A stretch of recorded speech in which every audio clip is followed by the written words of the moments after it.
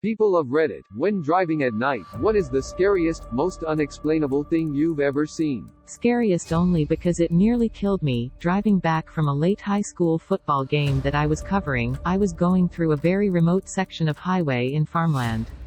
I was a little zoned out, but the road was straight and wide for a while.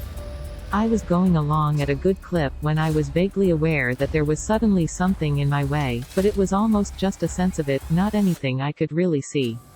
Something just didn't look right, and I could tell hitting the brakes was not going to help, so I swerved into the opposing lane and passed something large that had been blocking my lane.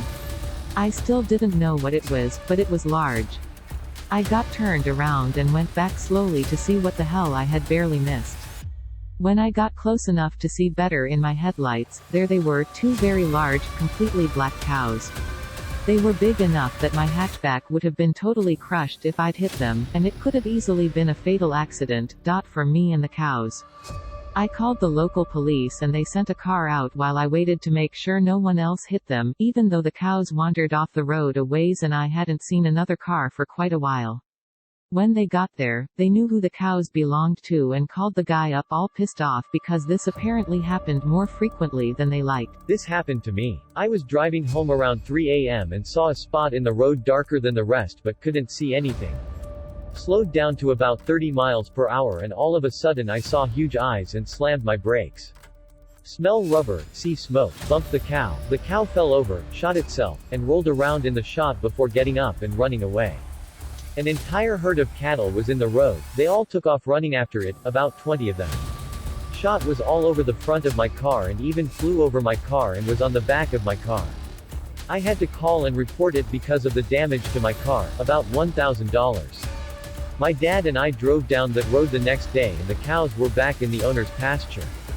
We could tell which one I hit because it was covered in shot. Apparently this guy's cows get out of the pasture rather frequently. He should really be ticketed for it. About 20 years ago, I was driving home from a late wedding DJ gig. I was driving south on a major interstate which was relatively empty at 2:30 a.m. or so.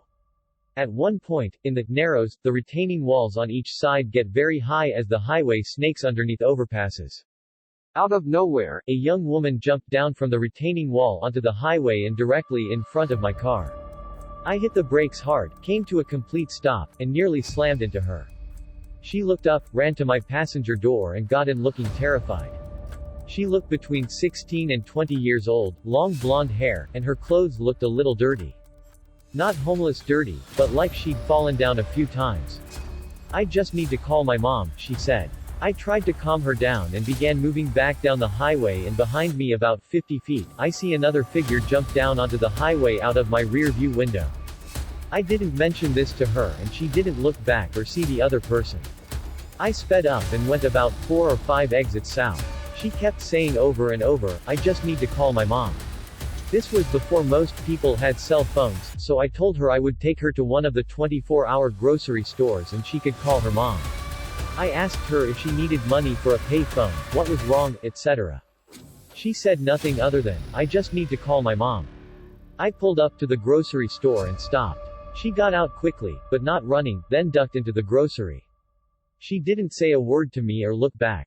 I pulled into the gas station across the street and called 911 and told them the entire story and let them know the young woman was inside the grocery store and a description of her. I have no idea what happened. I don't know why she did that, what happened to her, who the figure behind us on the highway was, nothing. Really made me super uneasy. I think I did the right thing. I would have tried to do more, but she seemed really fragile emotionally and somewhat afraid of me. I am a guy, so I wanted her to just be able to get to where she needed to be. Was driving with some friends at around 2 a.m., rainy cold night, along a winding section of road with a steep drop-off to the river below on one side. We pass a small pull-off and notice a car with no lights on. As we drive by, we catch a glimpse of a person standing next to it, and as the headlights hit him we see his shirt is covered in blood all down the front. We don't stop, but turn around and drive back slowly. I roll down my window as we approach, and he just stands there, blood all over his shirt and pants. His car looks fine, couldn't have been a crash. Out the window I ask if he's okay, and over the pounding rain and roar of the river below I hear the most distant and sorrow, I'm fine. Gave me chills. I don't reply and slowly drive off as my buddy calls the cops.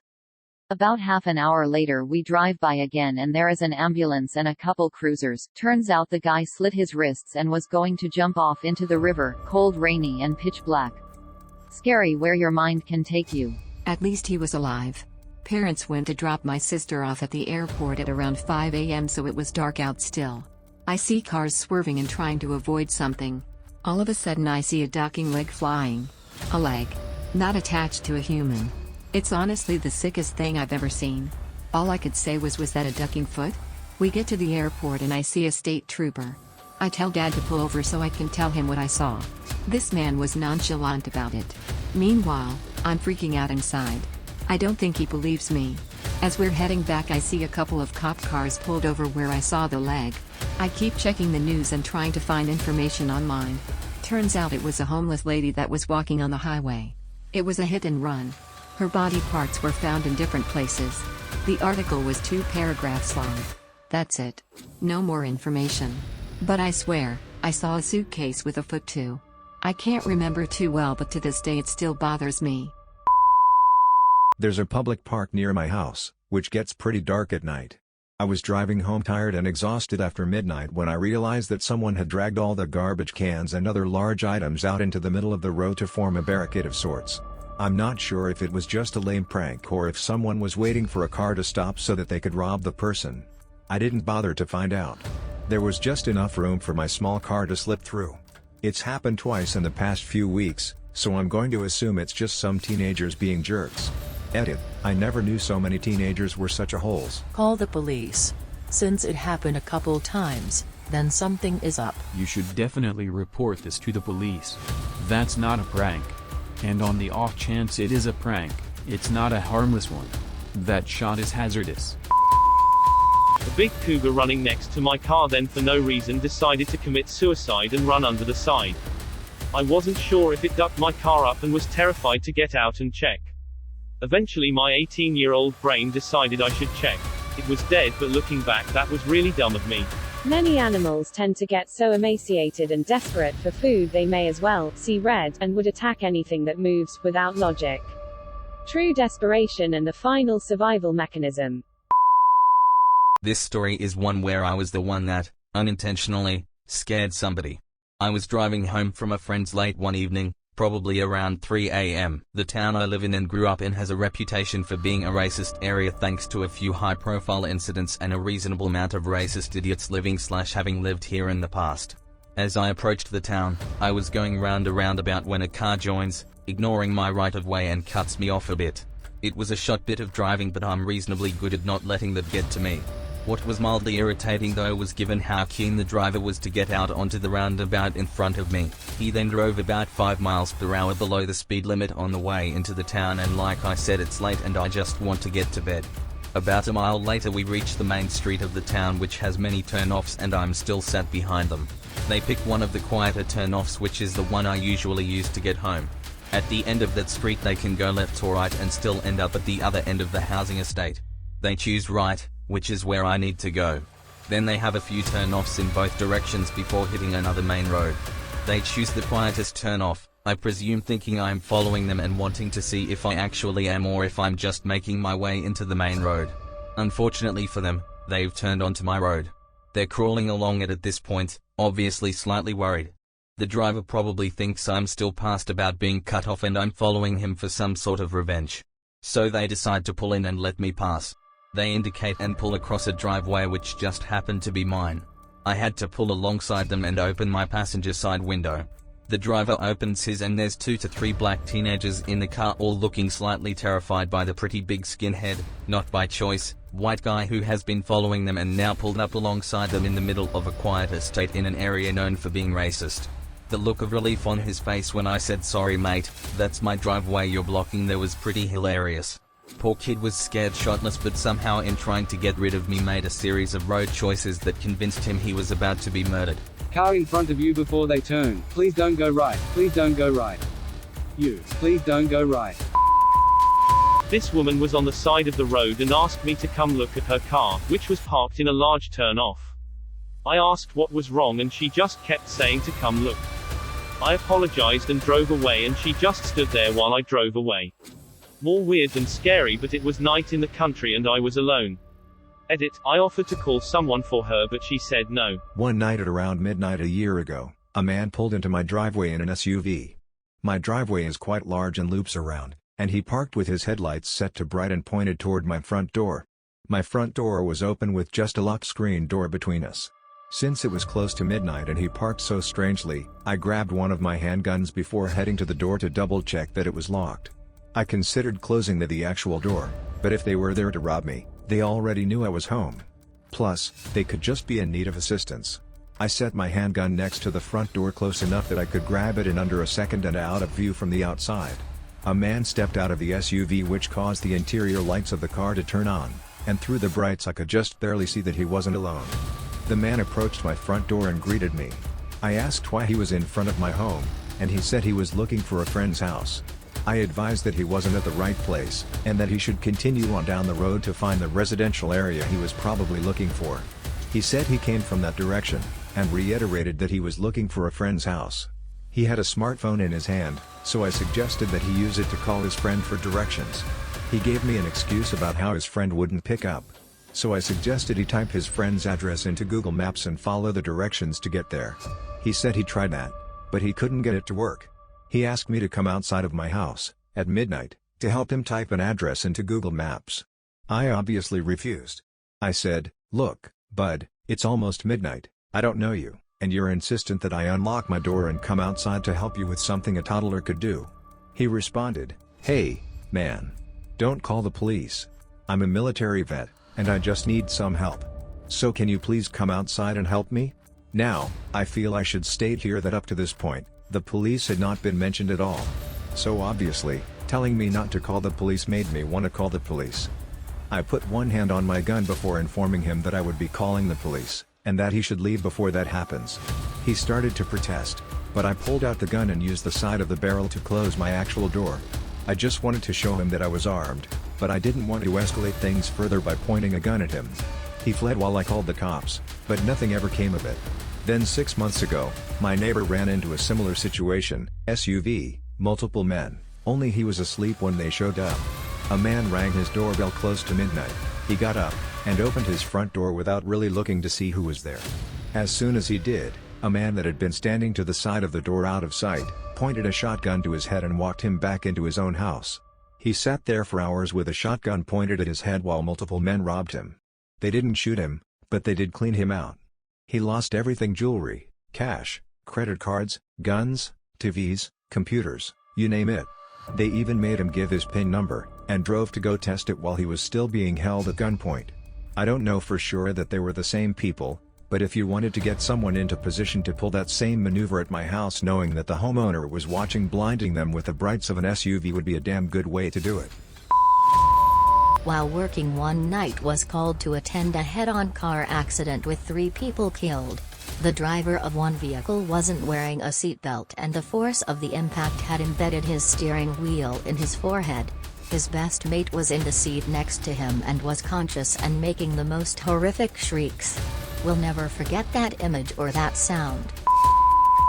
I was driving to work at 3 in the morning. I work at an airport, and I was in the middle lane doing 70 miles per hour when a lady ran at my car, in the middle of a highway, waving her arms. I swerved into the left lane so fast I couldn't believe I didn't hit her later, and kept going. I would have stopped, I really would have, but something in her face didn't say, "I need help." It was more, "I'm on massive amounts of drugs." When I got to my lot 10 minutes later, I called 911 and told them what happened. I never heard anything or saw anything in the papers, so I assumed she wandered away. I used to work by LAX in a small office park just south. As I was leaving, driving past the Air Force Base just down the way, some guy in a suit, like typical business attire, ran through the center of the street in pitch black darkness. I can sorta relate. At 3 a.m. I would have been 100% sure that lady was a zombie. I'm paranoid at night and that sounds weird and scary. I thought I was driving into Silent Hill when the road looked like it was flaking off and blowing away. Just Nebraska after harvest and the dried husks were blowing away. I had a similar experience. I was driving deep in the mountains to get to a retreat spot for my university club. I was the last to leave because I had to finish a few things at the university. I didn't see the tiny exit for the retreat site and kept driving deeper into the mountains. The fog kept becoming thicker as I kept driving on. I finally stopped at a massive stone bridge. The fog was rolling through and it looked like some enormous ancient bridge to the underworld. There was no one else in sight. I had no signal on my cell phone. I got out of my car and suddenly saw a handmade grave next to the bridge.